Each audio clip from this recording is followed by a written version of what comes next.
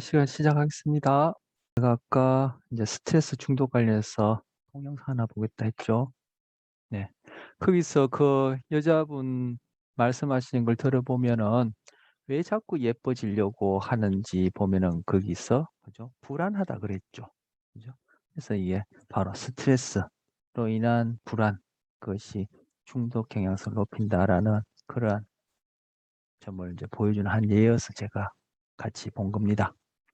쥐를 대상으로 그죠?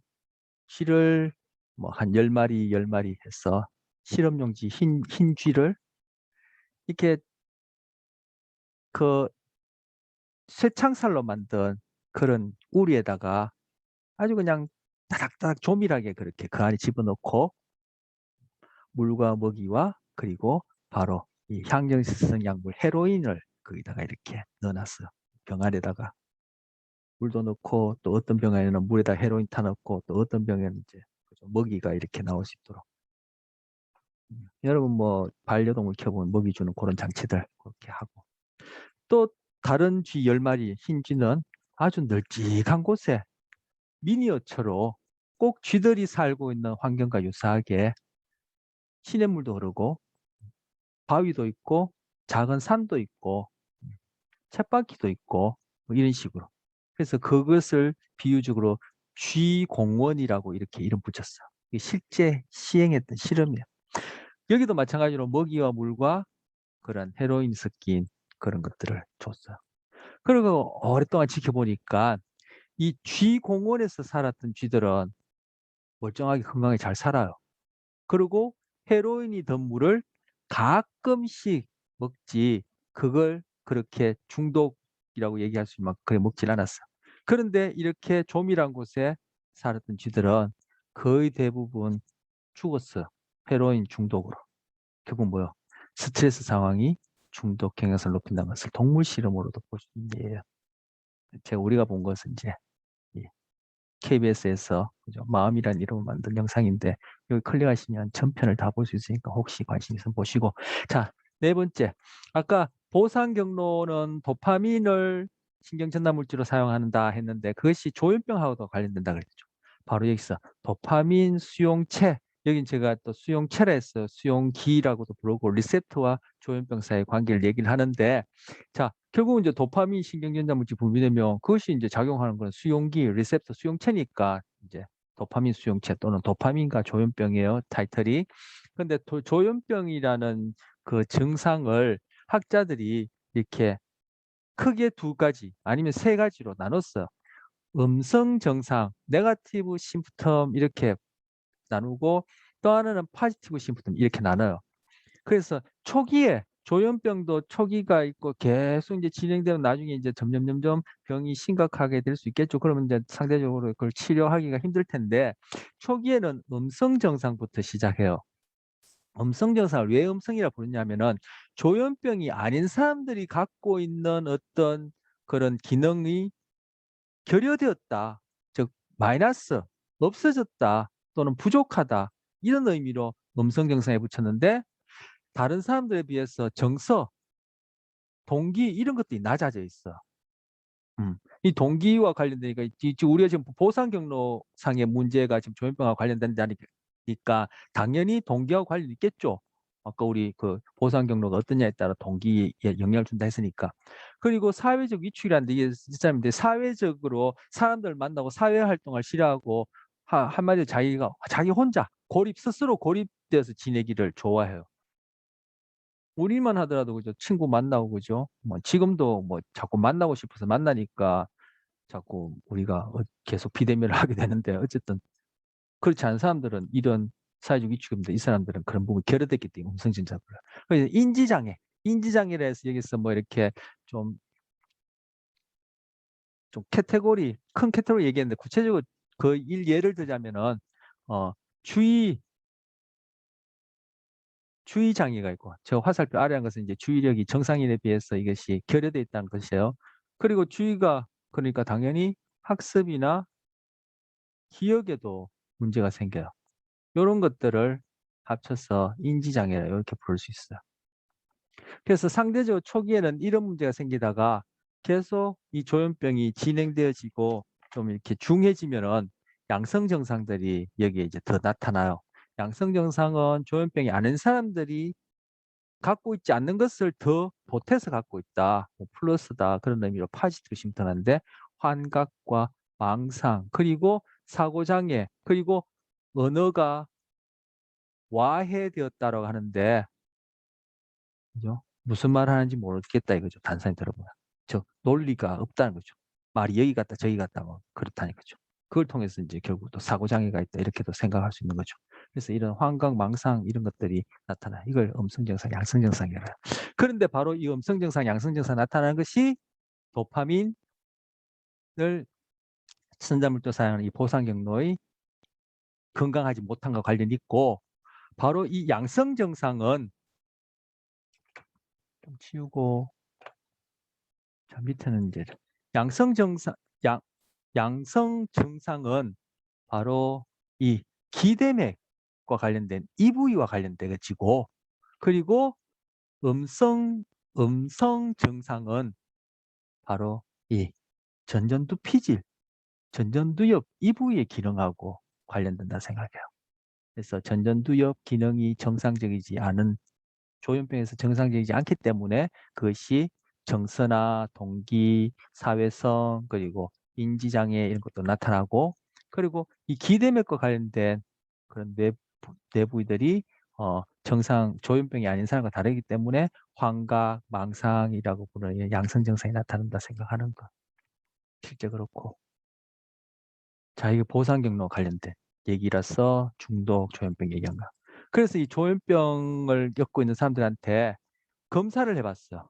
어떤 검사였냐면 위스콘신 카드 분류 검사라는 걸 했었어. 이거 위스콘신 대학에서 만들었기 때문에 이름을 위스콘신 카드 분류 검사하는 거야. 이 내용을 보면은 결국 이거 우리 화투놀이나 다 진비 없어요. 위스콘신 카드는 이렇게 생겼어. 여기 이제 색깔 종류별로 있고 모양 종류별로 있고 개수가 다르고. 그래서 이 검사하는 사람이 저 검사 받으러 온 사람한테 자 색깔별로 분류해 보세요 하면 이렇게 분류하면 되겠죠. 이 경우는 뭐예요? 모양별로 분류한 거죠. 동그라미, 사각형, 삼각형, 다이아몬드. 이 경우에는 그죠? 모양 관계없이 색깔별로 분류한 거죠. 숫자별로도 분류할 수 있겠죠. 이것이 이제 위스콘신 카드 분류예요. 여러분 고돌이 이제 다음 주 추석입니까? 한 판 쳐야죠. 고돌이 칠 줄 아시면 우리 그때 청단, 홍단, 고돌이 뭐요? 세별로 분류하고 숫자별로 분류해가지고 계산 팍팍팍팍 하죠. 저도 뭐 예전에 뭐 그냥 기본적으로 어떻게 치는지 알아서 쳐봤지. 그 잘 치는 사람 보면은 얼마나 그렇게 카드 분류를 잘하는지 모르겠어요. 그런데 조현병 환자한테 이게 시키면 못해요. 못해요. 그래서 이 위스콘신 카드 분류 검사를 가지고 조현병 환자의 행동을 검사했어요.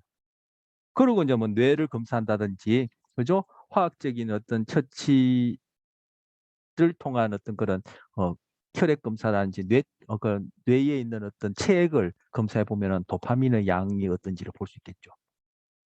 그래서 이 사람들한테 검사를 해보는 거예요. 이제 읽어보겠습니다. 신경심리학자들은 많은 행동 검사를 이용하여 이마 앞껍질, 이마 앞겉질이 바로 전전두 피질을 얘기하는 거예요. 이거는 한글 쓰기를 해서 그래요. 피질은 한자말이라 해서 겉질을 쓰고, 그죠? 전전두를 이마 앞이라 해요. 그래서 이마 겉질 하면은 전두 피질이고, 그죠? 이마 앞겉질 하면 전전두 피질을 얘기하는 거예요. 그래서 이마 앞겉질은 제가 아까 소개해드린 전전두 피질을 얘기하는데 이의 기능을 측정한다. 자, 아까 그랬죠. 음성 정상과 양성 정상이 있다. 음성 정상 같은 경우에 바로 전전두 피질의 기능과 관련된다는데 지금 전전두 피질의 기능과 관련해서 카드 분류 검사를 하는 거예요. 이 카드 분류 검사는 뭐 환각이나 망상을 검사한다기보다도 바로 음성 정상 중에 인지 장애를 검사하는 거예요. 그중 하나가 위스콘신 카드 분류 검사이다. 3개의 적색원, 5개의 청색 삼각형 또는 4개의 녹색 사각과 같이 수, 색상 그리고 무늬가 서로 다른 한 벌의 카드를 잘 섞어서 검사를 받을 사람에게 준다. 먼저 하나의 규칙, 예를 들어서 색상에 따라 카드를 배열하도록 지시한다. 그 다음엔 규칙을 바꾸고 뭐 숫자가 되든지 그죠? 모양이 되든지 그에 따라 카드를 분류하도록 한다. 변화된 규칙에 따르기 위해서는 이전에 했던 규칙을 무시하고 새로운 규칙을 적용해야 돼요. 저 과거의 것을 억제해야 한다. 그걸 이제 억제란 전문말로 전문적인 표현을 썼는데 이때 이마 끝이 전전두 피질 활동이 중요하다는 거예요. 유발된다는 건 이제 활동이 그때 일어난다는 거예요. 그죠? 과거의 규칙은 이제 적용을 하지 않고 새로운 규칙으로 변환돼야 된다. 아, 상황이 바뀌었다. 이런 것들을 판단하는데 바로 이마 끝질이 중요한 거예요. 근데 이마 끝질에 손상을 입은 사람들은 어느 것이든 첫 번째 규칙을 잘 따르지만 새로운 규칙을 전환하는데 어려움을 겪는데 이것이 사고나 뭐 어떤 약물에 독성 물질에 또는 화학 물질에 노출되어서 어쨌든 이마 끝이 손상이 되어지면 이런 위스콘신 풀가들 못하는데 조현병 환자들도 못한다는 거예요. 아, 그래서 조현병 환자들이 이마 끝질에 문제가 있구나. 근데 또 다른 연구 방법이나 여러 연구를 보니까 이게 뭐야? 조현병 환자들이 음성 증상 중에 음성 증상이 전전두 피질의 기능과 관련되어지고 바로 위스콘신 카드 분류검사는 그 중에서도 바로 인지장애를 가려내는데 또 재미난 점은 어린아이들도 이걸 못해요. 어린아이 제가 여기 있으면 그냥 어린아이 하니까 여러분 어린아이는 몇 살부터 몇 살까지 어린아이입니까? 그죠? 안 나와 있으니까 막연한데 이 다른 자료상 한 네다섯 살? 한 네 살? 전 그제 잘 못해요. 왜? 왜 못할까요? 바로 이마 끝질이 어린아이들은 손상됐기 때문에 어린아이들은 이마 끝질이 조현병 환자처럼 그렇게 뭐 어떤 문제가 있기 때문에 아니요. 어린아이들은 아직 이마 끝질이 덜 발달됐기 때문에 그런 거예요. 그래서 이마 끝질은 그죠? 출생 이후에 뇌 중에서 가장 늦게까지 발달하는 부분이에요. 언제까지 발달한다? 40살까지, 40세까지 발달해요. 여러분이 이마 끝질이 가장 많이 발달한 피크 시기예요. 청소년 시기. 여러분은 청소년 지났죠. 성인이지만 그죠? 몇 년 전. 그러니까 아직 몇 년 전이 아직까지 그 여파가 남아있겠죠. 40세까지 발달한다니까. 그게 바로 이마 끝질을 가장 많이 발달되고 많이 발달시켜야 하는 시기예요.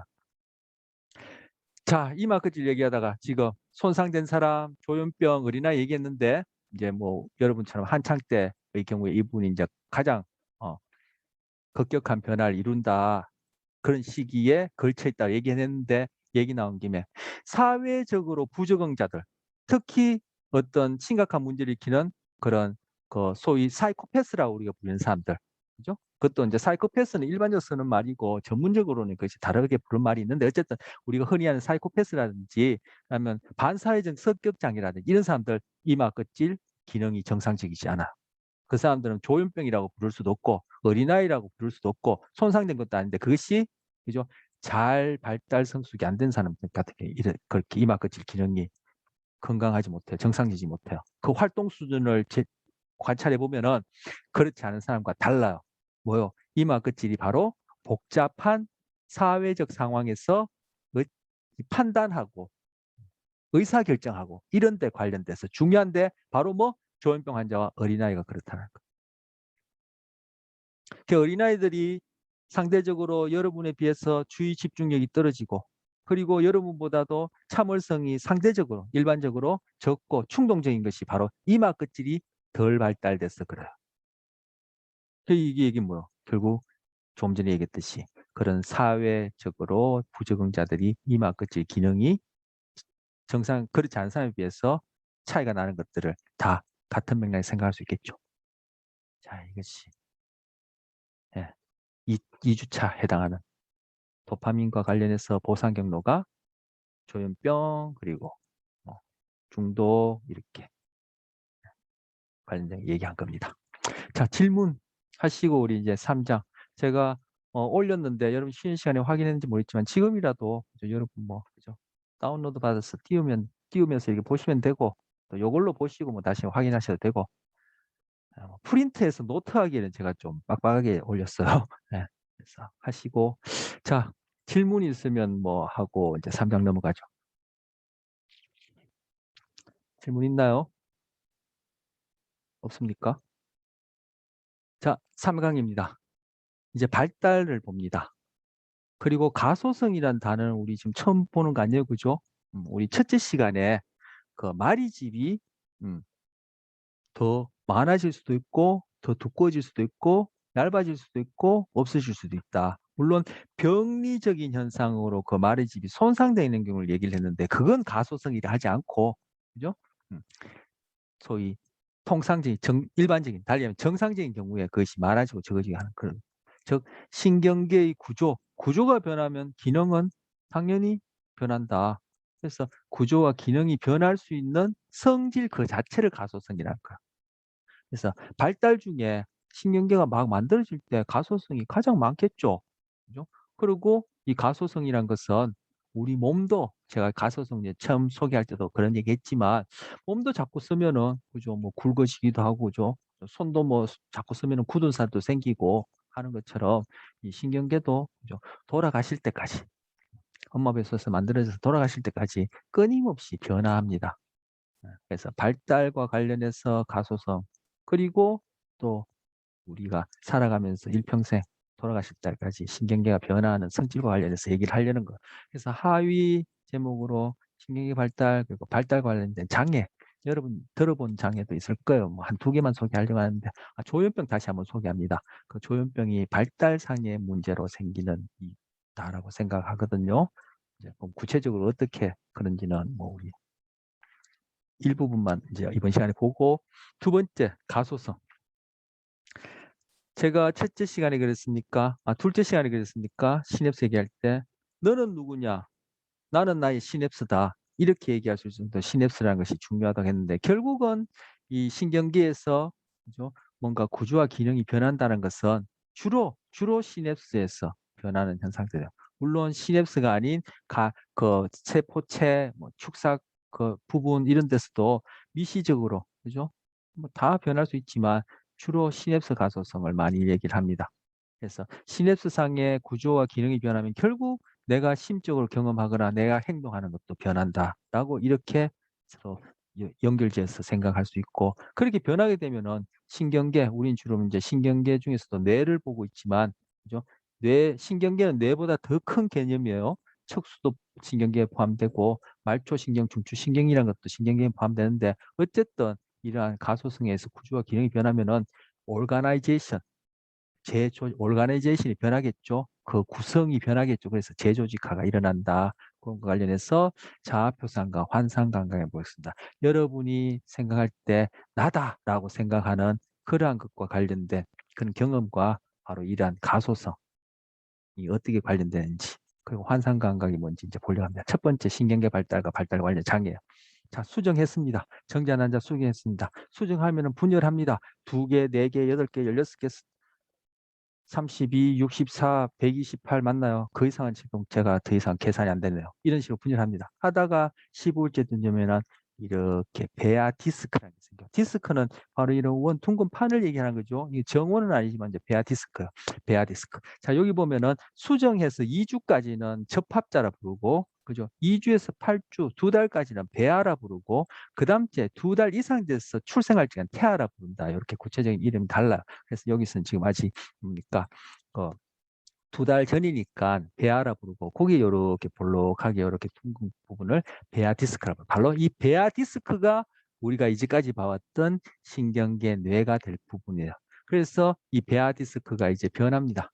자, 이게 지금 좀 전에 봤던 요 그림에 해당하는 것이죠. 요걸 요렇게 그죠? 단면을 잘랐어. 횡으로 다룬다 그러죠. 예, 횡단 잘라서 지금 베아 디스크 부분만 이렇게 보여주고 있어. 이렇게 붉게 표시한 부분, 실제로 붉은 것이 아니라 여기서 그림상 우리가 볼 수 확인하라고 표현한 이 붉게 표시한 부분이 베아 디스크에서 신경판이라 부르는 겁니다. 즉 원시적인 신경 조직, 우리가 지금 현재 갖고 있는 신경계의 가장 초기 형태, 원시적인 형태에 해당하는 부분이다. 이게 결국 나중에 뇌가 되고 척수가 되고 말초신경이 되고 하는 거야.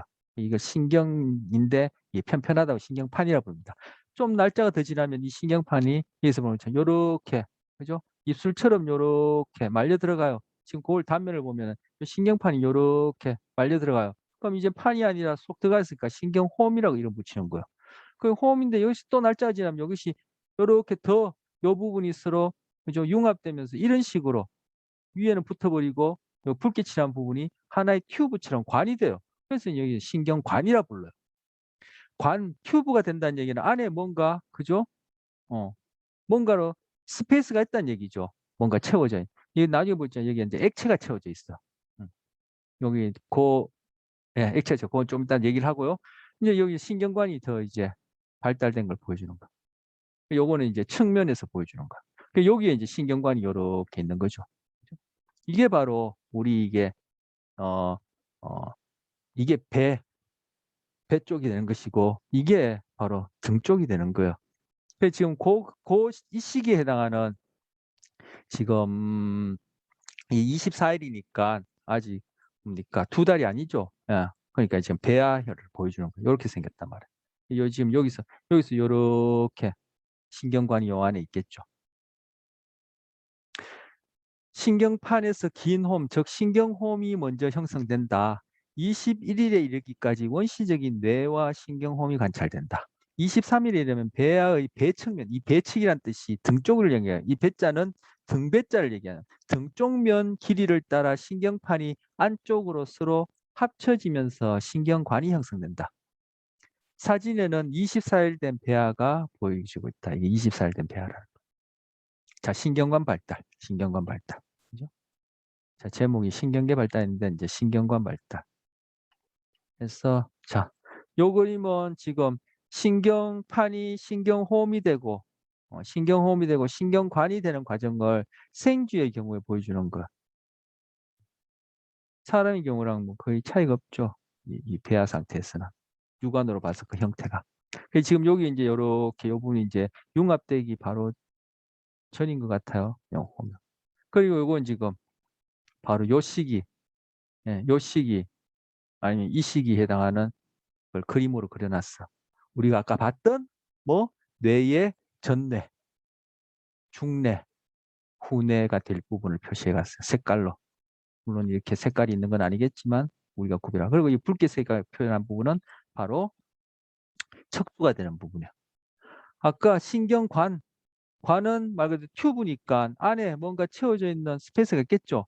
그게 지금 이 안쪽에 이렇게 있단 말이야. 그 상태에서 이것이 점점 발달, 디벨롭먼트 하면서 모양들이 바뀌면 안에는 그냥 우리 뭐 수도 호수처럼 처음에 그런 형태였다가 그 모양이 뇌가 모양이 변함에 따라 그 안에 그런 공간도 모양이 변하겠죠. 그건 좀 이따 얘기를 할까요? 그래서 전중후 아까 중뇌와 후가는 뇌 줄기, 뇌 기둥이다 해서 뇌간 이렇게 구성되어 있는 거죠. 자, 이 지금 여기에서 신경관 부분만, 즉 뇌와 척수가 될 부분만 딱 따로 그려봤어요. 심플하게. 그러면은 요건 지금 신경관, 그죠? 이걸 길이 방향으로 종단면을 냈어요. 길이 방향으로 반 딱 잘랐어요. 안에 아까 큐브로 했으니까 이 안에 스페이스, 뭔가 채워져 있는 이런 공간이 있고, 공간이라 할 수 없죠. 뭔가 채워졌으니까 어쨌든 스페이스가 있고, 그리고 이것이 지금 아까 신경관의 즉 신경판이 그죠? 관을 이루고 있는 형태예요. 그리고 여기가 전뇌, 중뇌, 후뇌요. 지금 여기 나오는 글자가 중요하지 않기 때문에 제가 이걸 글자가 안 보여도 찌그러져도 그냥 올린 거예요. 중요했다면 제가 명확하게 다시 쓰던가 확대했을 텐데 이게 중요하지 않아요. 지금 이미 우리가 본 전뇌, 중뇌, 후뇌, 척수예요. 척수. 우린 주로 연대를. 자, 이것이 좀 더 발달하면 이게 이거예요. 이게 이거예요. 이 그림인데 여기서 좀 더 발달하면은 뭐 척수는 그대로 척수로 그죠? 부피만 커지고 이 후뇌가 두 개로 나뉘어요. 두 개로 나는데 그 중에 하나가 이 부분이 소뇌가 되는 거예요. 우리 아까 2장에서 보상경로 얘기하려고 보상경로 출발이 중뇌, 그 전뇌 기대매, 그리고 전뇌의 전전두 피질까지 간다. 그거 소개하기 위해서 중뇌가 뭔지, 전뇌가 뭔지 소개했는데 그때 소뇌도 얘기를 하면서 뇌가 뇌줄기 얘기했죠. 바로 자, 이 아랫부분은 이제 우리 더 이상 신경 필요 없어. 이건 척수 그대로 크기만 커지고 그리고 이 후뇌 부분, 전중후 후뇌 부분은 두 부위로 더 발달하는데 그 중에 하나가 소뇌가 되는 거예요. 중뇌는 그대로 중뇌로 가요. 크게 변화 없이. 그리고 전뇌는 또 두 부위로 나눠서 이런 식으로 점점 발달하는 거. 그래서 바로 이 아랫부분은 척수니까 척수에도 이 안쪽에 이렇게 그죠? 아까 공간 스페이스 튜브처럼 있는데 여기에 바로 척수도 그렇고 이 공간에는 액체가 채워져 있어. 그 액체를 뇌척수액이라 불러요. 자, 여기서부터 뇌예요. 여기서부터 여기까지. 여기서부터 여기까지 뇌예요. 뇌에 바로 이만큼이 후뇌, 중뇌, 전뇌인데 바로 이 안에도 액체가 있는데 여기 때 이 공간은 뇌실이라 부르고 여기에는 척수중심관이라 불러요. 제가 지금 판서를 안 하는 것은 척수중심관이라는 용어가 우리한테 딱히 중요하지 않기 때문에 제가 판서를 안 합니다. 어쨌든 여기는 척수고 요 위로는 뇌인데 뇌 안에 이렇게 아까 튜브 신경관 안쪽에 해당하는 이 부위를 뇌실이라 부르고 이 뇌실과 바로 척수의 이 안쪽에 채워져 있는 액체를 뇌에도 있고 척수에 있는 액체에서 뇌척수액이에요.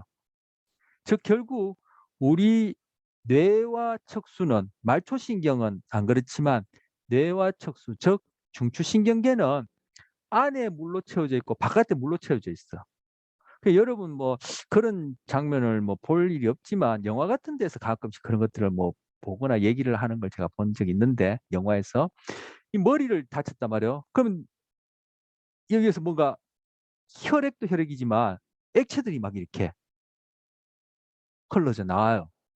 제가 이거는 영화는 아니지만 그 케네디 대통령, 여러분 케네디 대통령 아세요? 워낙 오래됐지만 뭐 유명한 사람. 케네디 그 대통령이 암살당했을 때 그 와이프가 이 뇌에서 흘러나오는 그 액체를 이렇게 막 이렇게 이렇게 뭘까요? 쓰어나지 않게 막고 막 이랬다는 얘기를 들은 적이 있어요. 이게 피도 피지만 액체가 이것이 흘러나요. 그게 뇌척수액인데 결국 우리 뇌는 안으로 밖으로 이 뇌척수액으로 둘러싸여져 있어요. 밖으로 둘러싸여 있는 거는 제가 여기 그림에 포함시키지 않았어요. 그까지 얘기하면 얘 스토리가 길어질 것 같아서. 어쨌든 우리 뇌는 안팎으로 둘러싸여져 있는데 제가 오늘 첫 시간 시작할 때 뇌가 한 여자 남자 평균 내면 한 1.3kg쯤 된단 말이에요. 여러분 이거 생수병 큰 거 그거 한 1.1kg, 1리터 이상 되죠? 그게 지금 뇌 무게란 말이에요. 그런데 그것이 아까 말한 대로 연두부 정도의 그런 강도란 말이에요. 그런데 여러분 이 두개골 뼈 우리가 흔히 하는 말로 해골 이 뼈는 얼마나 딱딱해요. 그 안에 이 뇌가 그냥 들어있다 생각해 보세요. 아까 그 무게 때문에 아래로 밀리겠죠. 그것도 떠나서 여러분이 머리를 확 흔들어 버리면 그죠? 뇌가 이 딱딱한 두개골 안에서 어떻게 되겠어? 여러분이 뭐 이렇게 중요한 유리그릇이나 만약에 계란 같은 거, 계란 같은 것을 누구한테 주거나 옮겨가는데 딱딱한 어떤 상자나 그죠? 뭐 철로 만들거나 도자기로 만든 거기에 넣고 막 이렇게 흔들면서 가보면 안에 어떻게 됐어? 다 박살나겠죠. 그래서 여러분 그런 것들이 멀리 보내거나 소품 보낼 때는 안팎으로 뽁뽁이 넣는다든지 뭐 신문 집어넣는다든지 해서 그 완충 장치를 하죠. 그것처럼 이 뇌척수액이 안팎으로 다 둘러싸여서 뇌를 그렇게 보호하는 역할도 하고 우리 나중에 거의 종강할 때쯤 되면 이 뇌척수액이 뭐 제 첫 시간에도 얘기 어떻 했지만 흔히 그 퇴행성 신경질환 중에 대표적으로 알츠하이머 치매 있죠. 그것하고도 이 뇌척수액이 중요한 연관이 있어. 우리 뇌를 항상 건강하고 깨끗하게 청소해 주는 역할도 해요.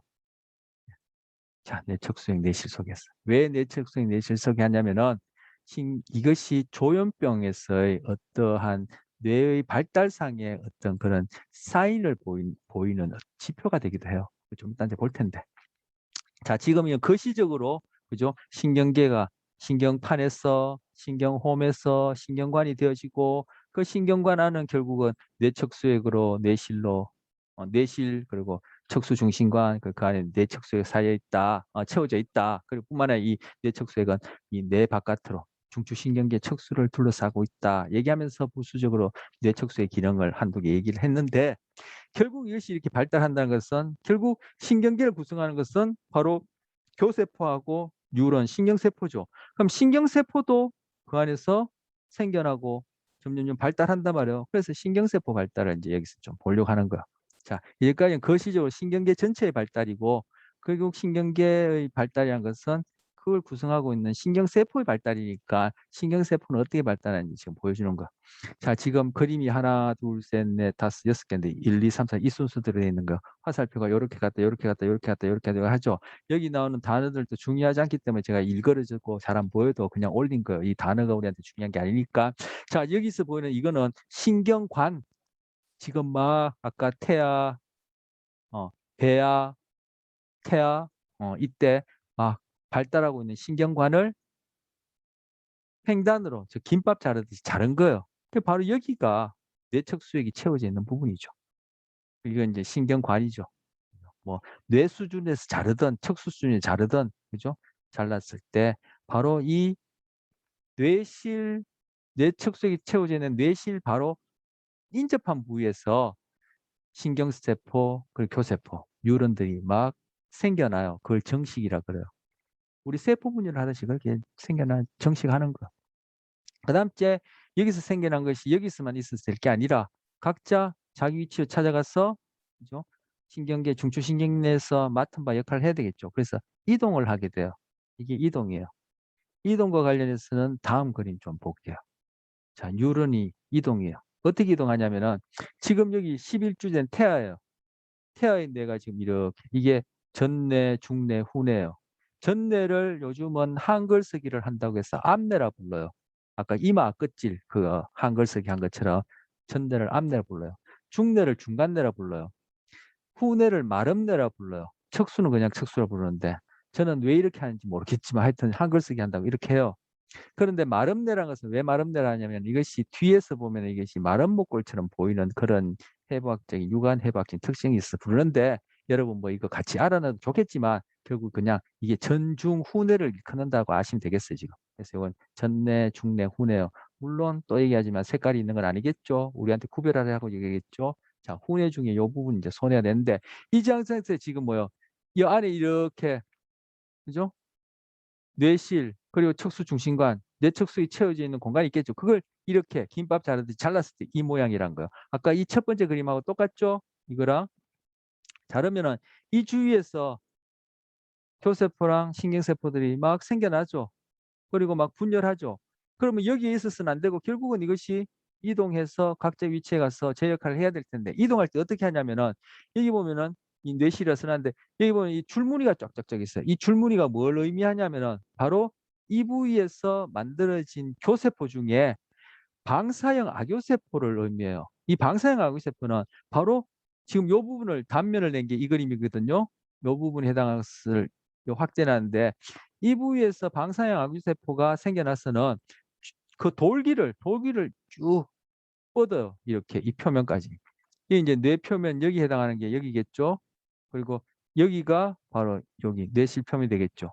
뻗으면은 이 이미 만들어진 방사형 교세포 또는 방사형 악교세포 이 돌기를 따라 이 주위에 만들어진 신경세포들이 쭉 이렇게 또 덩쿨식물 올라가듯이 그죠? 달팽이 민달팽이 올라가듯이 쭉 이동하는 거예요. 그래서 어떤 세포는 여기까지 가서 멈추고 어떤 세포는 더 가고 어떤 세포는 여기 끝까지 가고 또 어떤 세포는 가다가 중간에서 옆으로 가기도 하고 이렇게 해서 이동하는 거예요. 지금 이동 중인 신경세포를 보여주는 거예요.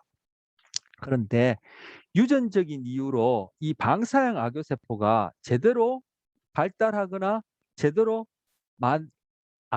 못 만들어지면은 어떻게 되겠어요?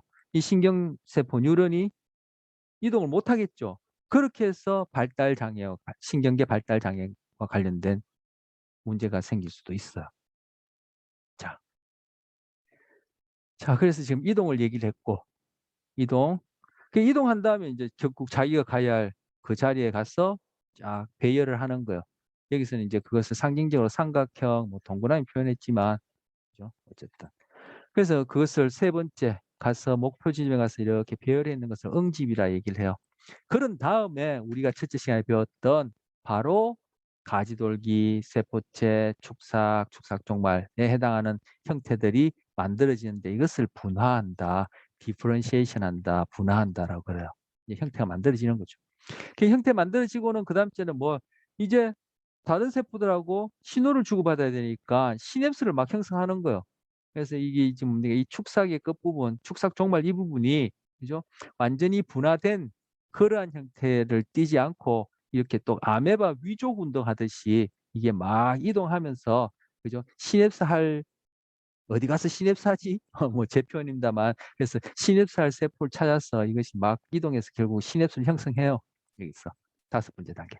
그렇게 시냅스를 형성해서 신호를 이제 주고받죠. 그래서 신호를 계속 주거니 받거니 하면은 그 시냅스가 완전히 자리를 잡고 시냅스 형성했지만 신호를 주거니 받거니 안 하게 되면은 그 세포들은 여기 점점점점 표시해놨죠. 이 세포들은 없어져요.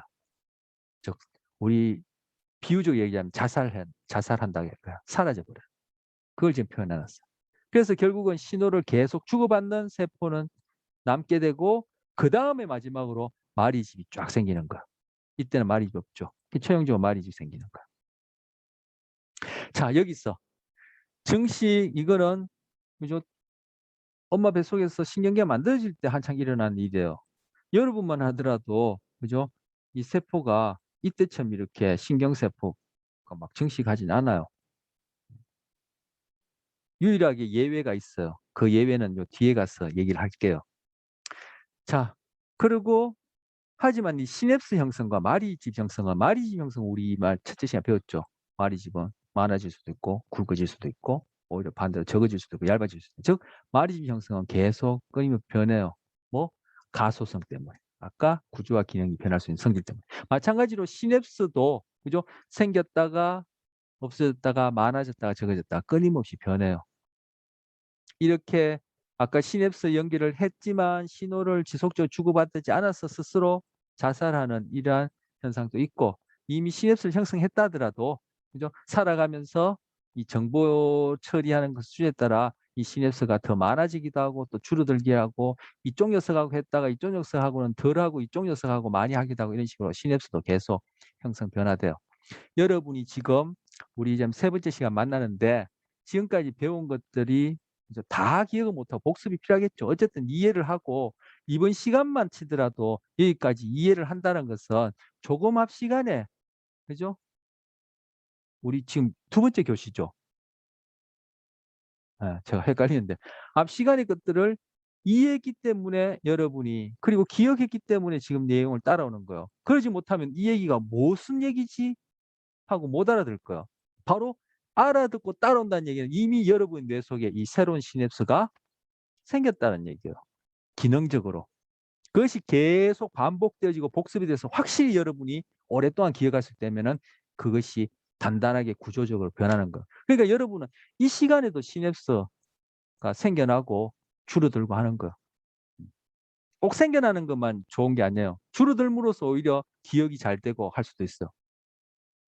어쨌든 이 두 가지는 가소성에 의해서 돌아가실 때까지 변화가 일어나는데 언제 급격하게 가장 많이 변하냐면은 이렇게 발달할 때 그리고 일반적으로 얘기하자면은 나이가 들었을 때보다 어릴수록 이것들이 변할 수 있는 가소성의 범위는 넓어요. 그래서 어른들이나 여러분 이런 얘기 들어봤겠지만 배우는 것도 젊어서 배워야 된다는 얘기가 이거하고 관련되는 거야. 그런 얘기를 하시는 분이야 옛날 속담이 이런 것들을 연구한 팩트 사실을 가지고 얘기하는 건 아니지만 경험을 통해서 아는 거죠. 어릴 때 배우면 훨씬 효율성이 좋은 거예요. 결국 우리가 뭘 기술이 되었든 이런 지식이 되었든 배우게 되면은 그것이 결국은 신경계에서는 이러한 시냅스나 말이지 즉 가소성에 의해서 그 신경계의 그런 구조와 기능이 변하는 거예요. 그 변함으로써 그걸 우리가 그걸 기억하게 되고 다음에 또 그걸 가지고 또 다른 것들을 배울 수 있고 우리가 계속 삶을 그죠? 이렇게 살아나가는 거. 이 두 가지는 돌아가실 때까지 일어난다. 근데 어릴수록 가소성의 폭이 넓다. 이렇게 얘기할 수 있어요. 자, 뉴런 이동과 관련해서는 제가 방사형 교세포 소개하면서 이 방사형 교세포가 제대로 안 만들어지면 유전적인 이유로 안 만들어지면은 뇌 발달에 문제가 생길 수 있다 얘기를 했습니다. 자, 이런 과정을 통해서 점점 뇌가 발달하면 3주 때 되면 이렇게 7주 때 되면 이렇게 그리고 11주째 되면 이렇게 그리고 출생 시에는 이렇게 되는 거야. 이게 얘가 오늘 그죠? 아까 그 뇌 실제 사진에 가까운 이제 그림이 되는 거죠. 그래서 이게 암내, 즉 전내 그리고 중내는 여러분의 경우도 그렇고 이 태아 출생 시도 그렇고 중내는 안 보여요. 겉으로는. 아까 처음에 본 이 그림은 그죠? 반을 여기 아니구나. 이장이구나. 죄송해요. 이장이가 처음에 봤던 그 그림은 반을 잘랐기 때문에 안이쪽이 드러나서 중내가 보였지만 이게는 중내가 안 보여. 그리고 이제 후내는 이제 소내하고 숨내라고 얘기하는 부분 나뉘어요. 이렇게 되는 거죠. 숨내는 다른 말로 연수라고도 그래요. 그래서 요만큼이 후내, 축내 이게 안 보이고 이만큼은 전내. 근데 아까 반 잘랐을 때 어떻게 해요? 이 뇌줄기에 전내가 턱 얹혀 있다. 근데 이 뇌줄기는 중뇌와 후뇌로 나뉜다. 지금 후뇌를 더 나눠서 지금 소뇌하고 연수 이렇게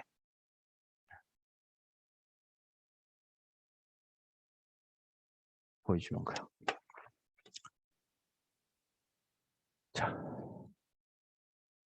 자, 이제 신경계 발달이 어떻게 되는지 알았는데, 자, 이제 신경계 발달상의 문제, 즉 발달 관련 장애 중에 여러 가지 있겠죠. 그 중에 하나가 아까 살펴봤던 또 조현병이에요.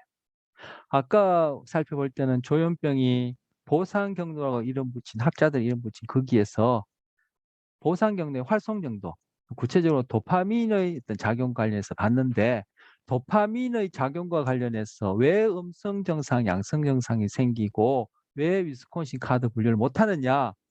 이 조현병의 경우에 바로 신경계가 발달할 때, 즉 만들어질 때 엄마 뱃속에서 유전적인 이유도 있었고, 그죠? 유전자상 이유도 있었고, 그리고 엄마 뱃속에서 만들어지는 동안에 그런 환경상의 이유도 있었다.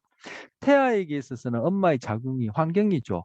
엄마의 자궁은 엄마의 몸과 연결되어서 외부 환경하고 어쨌든 직간접적으로 연결돼 있어요. 그죠? 직접적은 아니죠. 엄마의 몸을 통해서 그리고 엄마의 그런 또 뭐 자궁을 통해서 애기에 연결돼 있으니까 그런 측면에서 환경적 요인과 그리고 유전적인 요인으로 신경계 발달에 문제가 생길 때 이런 조현병이 생긴다.